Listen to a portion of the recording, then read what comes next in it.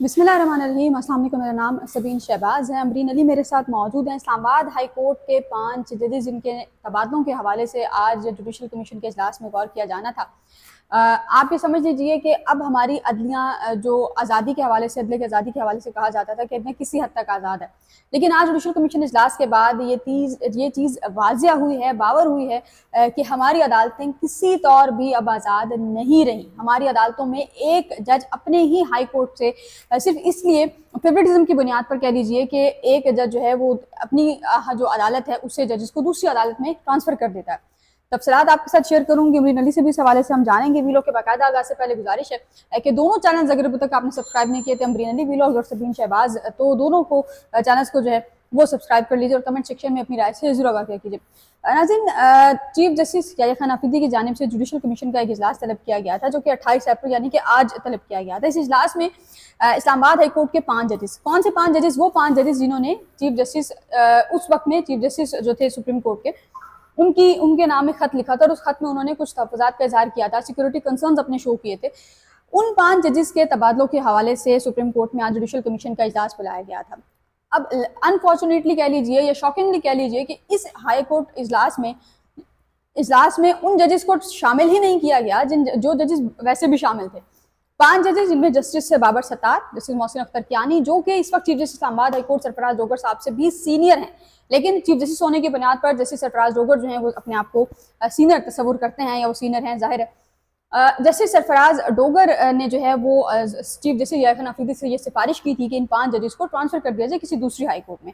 अब उनका मानना ये था या उनका ख्वाहिश आप कह लीजिए कि थी कि किसी भी हाई कोर्ट से दूसरी हाई कोर्ट से हम जो जज है वो यहाँ पर लेकर आएंगे। आज दिन 1 बजे ये इजलास होना था। जुडिशल कमीशन का तवील तरीन इजलास ये था।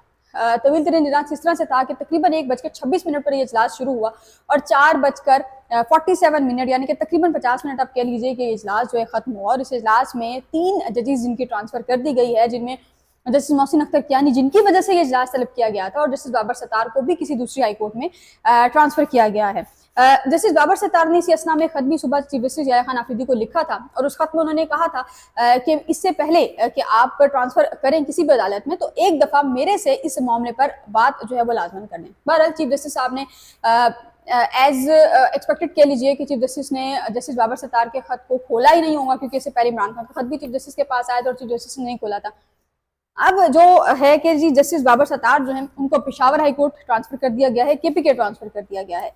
जस्टिस सुमन रिफत इम्तियाज को सिंध हाई कोर्ट ट्रांसफर कर दिया गया है और जो है वो जस्टिस मोहसिन अख्तर कियानी को लाहौर हाई कोर्ट ट्रांसफर कर दिया गया है। तो यूं सुप्रीम कोर्ट ऑफ पाकिस्तान ने आज 3 इस्लामाबाद हाई कोर्ट के जो जजेस हैं उनको आप भी कह लीजिए कि कोई मेरिट नहीं, कोई कुछ नहीं, बस उनको ट्रांसफर कर दिया किसी दूसरी हाई कोर्ट में। साथ साथ 2 और जजेस हैं, जस्टिस अरबाब मोहम्मद ताहिर और जस्टिस खादिम हुसैन सोमरो। जस्टिस अरबाब मोहम्मद ताहिर के हवाले से कहा गया था कि बलोचिस्तान हाई कोर्ट में उनकी ट्रांसफर की जाएगी, लेकिन वो नहीं हुई। चीफ जस्टिस सरफराज डोगर साहब जो हैं उन्होंने उनकी जो सिफारिश थी वो वापस ले ली और जस्टिस अरबाब मोहम्मद ताहिर की सिफारिश भी ले ली, और दूसरे थे जस्टिस खादिम हुसैन सोमरो, जिनको सिंध हाई कोर्ट ट्रांसफर किया जाना था, उनकी सिफारिश भी वापस ले ली। अमरीन, मुझे आप ये बताएं कि जस्टिस जस्टिस बाबर सत्तार जो हैं उन्होंने आज एक खत जो है वो चीफ जस्टिस याह्या खान अफरीदी के नाम में लिखा था। उस खत में उन्होंने क्या कहा था और उस खत के बाद कोई पॉजिटिव चीज़ आपने देखी कि हुई जुडिशल कमीशन इजलास में आज? बिल्कुल ऐसा ही है सबीन। जैसा कि आपने देखा कि आपने खुद भी बताया कि तवील तरीन ये इजलास था जुडिशल कमीशन का, और ये ऐसा ही है। उससे कबल हमने देखा जस्टिस बाबर सत्तार ने जो है वो खत भी देखा। इस खत से तो देखिए ये बात वाज़ेह होती है ना कि कुछ खदशात तो थे जज के भी, लेकिन उन खदशात को मुझे नहीं लगता कि इस कमीशन में, इस इजलास में दूर किया गया है। और जो लगता है कि ये जो तमाम तर जो फैसला किया गया है ना, ये लगता है कि सिर्फ 1-2 जजेस के लिए बुलाया गया था और वो फैसला हो गया। उसके बाद आपने देखा कि जो दीगर 2 जजेस थे उनकी जो समरी थी वो वापस हो गई। इसका क्या मतलब था कि जी आपके लिए जस्टिस मोहसिन अख्तर कियानी और जस्टिस बाबर सत्तार, ये 2 जजेस थे जो आपको खटक रहे थे काफ़ी अरसे से। ये कोई आजकल की बात नहीं है, काफ़ी अरसे से हम देख रहे थे, क्योंकि आपको याद होगा कि कई अरसा पहले कुछ जजेस ने ख़त लिखा था और अदलिया में मुदाखलत के हवाले से जुडिशल कमीशन को भी आगाह किया था, और इस बारे में उन्होंने कहा था कि कोई स्टेप लिया जाए। और उसमें ये तमाम जजेस एक साइड पर खड़े हो गए थे और वो जो ख़त था वो बड़ा एक सेंसिटिव ख़त था। उसके बाद तमाम तर चीज़ें हमने देखा कि तब्दील होना शुरू हो गई। हाई कोर्ट के अंदर वो तब्दीलियाँ होना शुरू हो गई। सीनियर प्यूनियर जज थे जस्टिस मोहसिन अख्तर कियानी, साहब, लेकिन उनको उस जगह से भी हटा दिया गया, दूसरे शहरों से जजेस लाए गए। और उस टाइम जो जस्टिस मोहसिन अख्तर कियानी ने इस्लामाबाद हाई कोर्ट का चीफ जस्टिस बनना था, तो उन्हें नहीं बनाया गया, बल्कि दूसरे शहर से वो एक जज लेकर आए, डोगर साहब को चीफ बना दिया। ये डिस्क्रिमिनेशन वहाँ से शुरू हुआ। फिर जब हमने देखा कि जब जजेस के एलिवेट होने की बारी आई, तो उन जजेस को नहीं किया गया, कभी उनकी अदालतें बदली जा रही हैं, कभी उनके केसेस जो है वो मार्क नहीं हो रहे हैं, मतलब इस तरह की चीज़ें होती रही। और फाइनली आज जो हम 1 साल से सुन रहे थे कि जी इनको तबादला कर दिया जाएगा, और पिछले दिनों आपको याद होगा कि जब हल्फ बर्दारी की तकरीब थी, तो उसमें भी ये कहा जा रहा था, खदशात थे कि जी ये जजेस चले जाएंगे या इस्तीफ़ा देंगे, लेकिन उस टाइम ये तमाम चीज़ें नहीं हुई। और आज अमरीन, बीच में आपकी बात काट रही हूँ, लेकिन इसके बाद कोई तलात हैं कि कोई इस्तीफा मंजरेआम पर आ सकता है ट्रांसफर के बाद?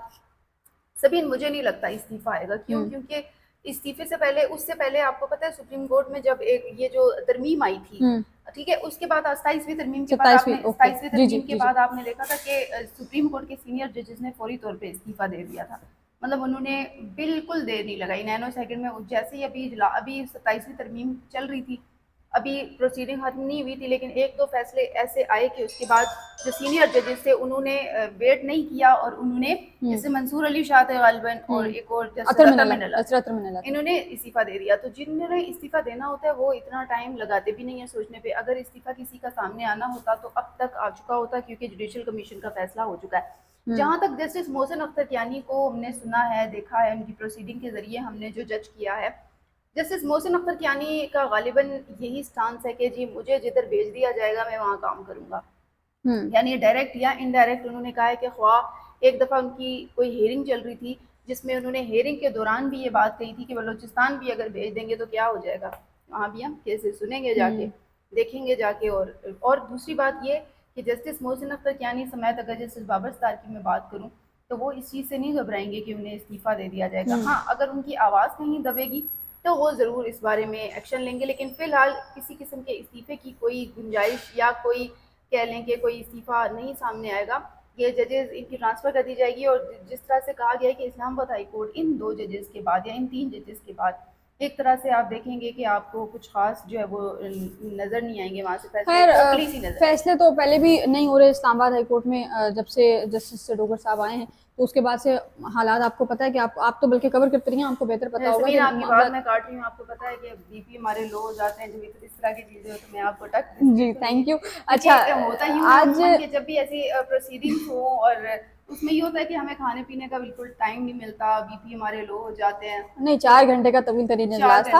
अच्छा अमरीन, खाने को भी कुछ नहीं था, हाँ बिस्किट हमने खाया, मैं खा लूंगी। अच्छा, justice Islamabad high court Sarfaraz Dogar साहब जो हैं, उन्होंने जजेस की जो सिफारिश जब की थी यहाँ पे इन 5 जजेस की, तो उनका एक आप कह लें कि ख्वाहिश थी, या उनकी एक जो ख्वाहिश है वो ये थी कि भाई वो अपनी दूसरी हाई कोर्ट से जजेस हैं वो अपनी मर्जी के जजेस लेकर हैं, वो फेवरेटिज्म वाला जो फैक्टर है वो आ जाता है। लेकिन एक अच्छी चीज़ जो हुई है लामे पढ़ के मुझे, वो ये कि जुडिशल कमीशन ने ये कहा है, अक्सरियत राय से कहा है, मेजॉरिटी ने जो है वो ये कहा है कि किसी भी जज का, जैसे ये 3 जजेस हैं, इनका तबादला किसी और हाई कोर्ट में हो रहा है, तो नई भर्तियां इस पर नहीं की जाएंगी, इस पे किसी दूसरी हाई कोर्ट से जज को ट्रांसफर करके ही लाया जाएगा, और उसमें फिर तमाम जो जुडिशल कमीशन के अरकान है, जो मुतल्लिका अदालत है जहाँ से लेके ज़ाहिर इस्लामाबाद हाई कोर्ट है, तो वहाँ के जजेस को भी एतमाद में लेना जो है वो होगा। तो मेरा ख्याल है कि यहाँ पर जस्टिस डोगर साहब की ख्वाहिश कह लें, या जस्टिस डोगर साहब का जो एक फैसला है वो मंजूर नहीं हुआ।